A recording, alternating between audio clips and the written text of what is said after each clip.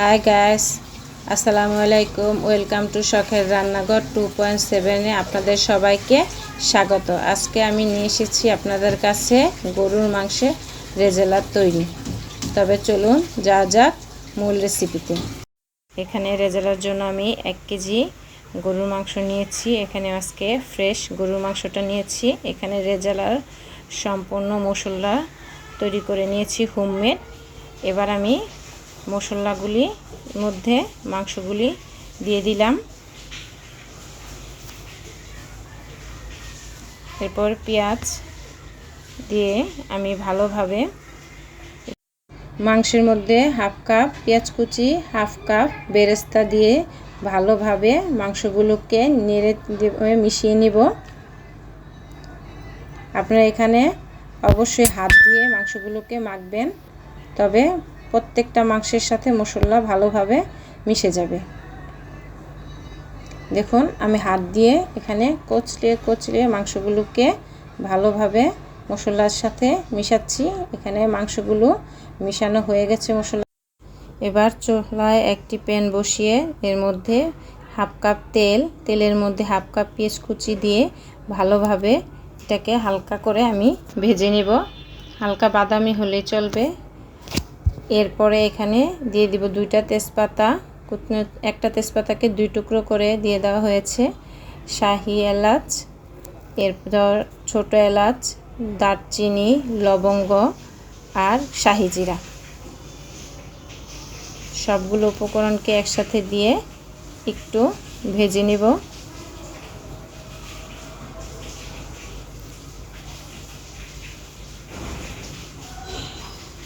এই যে আমাদের প্রায় ভাজা হয়ে গেছে।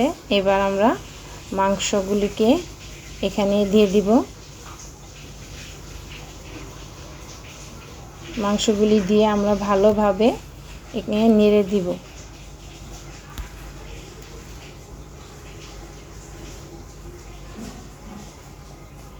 এই যে আমাদের দেখুন কি সুন্দর মাংসের উপরে তেল চলে আসছে। আমি অফ ক্যামেরা আরও কয়েকবার একটু নেড়ে দিয়েছি। এবার আমি এটাকে কিছুক্ষণের জন্য ঢেকে রেখে দেব। আমরা কিছুক্ষণ পরে আবার ঢাকনাটা উঠিয়ে দেখলাম।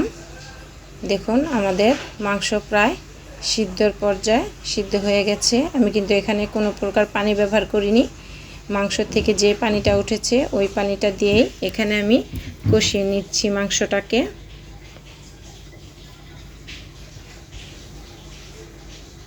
এবার আমি এখানে দিয়ে দিব, আমাদের মাংস সিদ্ধ হয়ে গেছে, 8-10টার মতো কাঁচামরিচ, আলু বোখারা,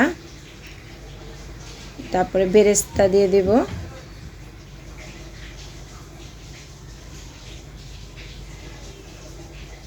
আমরা 2-3 ফালি লেবু চিপড়ে এখানে দিয়ে দিব। আর দিয়ে দিব এই হাফ কাপের থেকে একটু কম পরিমাণের দুধ। এই যে আমি লেবু নিয়ে নিয়েছি, লেবুর স্লাইসগুলিকে এবার আমি চিপে দিব।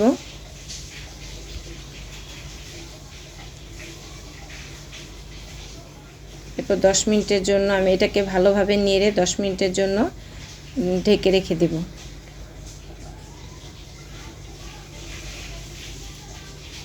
আপনারা যারা আমার চ্যানেলে নতুন এসেছেন তারা অবশ্যই আমার চ্যানেলটিকে সাবস্ক্রাইব করে দিবেন। পাশে থাকা বেল বাটনটিকেও ক্লিক করে দিবেন। আমি এখানে 2 টেবিল চামচ পরিমাণের সস দিয়ে দিয়েছি টমেটোর।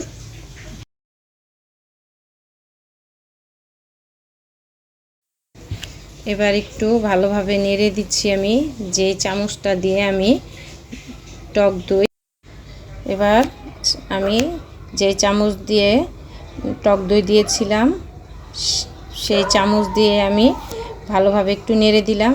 এখানে আমি 1 টেবিল চামচ পরিমাণের ঘিও দিয়ে দিয়েছি।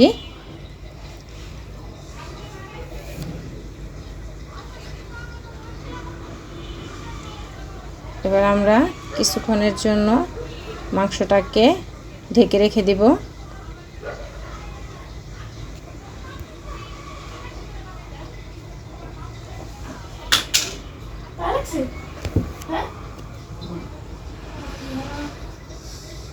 এই যে আমাদের মাংসটা হয়ে গেছে, আমরা চুলা থেকে নামিয়ে নিয়েছি। দেখুন আমাদের রেজালাটা কি সুন্দর হয়েছে, দেখতে যেমন সুন্দর হয়েছে খেতেও তেমন দারুণ হয়েছে।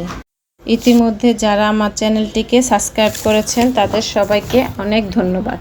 আর যারা নতুন এখনও আমার চ্যানেলটিকে সাবস্ক্রাইব করেনি তারা অবশ্যই আমার চ্যানেলটিকে সাবস্ক্রাইব করে দিবেন। আবার দেখা হবে নতুন ভিডিওতে, আবার দেখা হবে নতুন ভিডিও। এতক্ষণ পাশে থাকার জন্য সবাইকে ধন্যবাদ। আসসালামু আলাইকুম।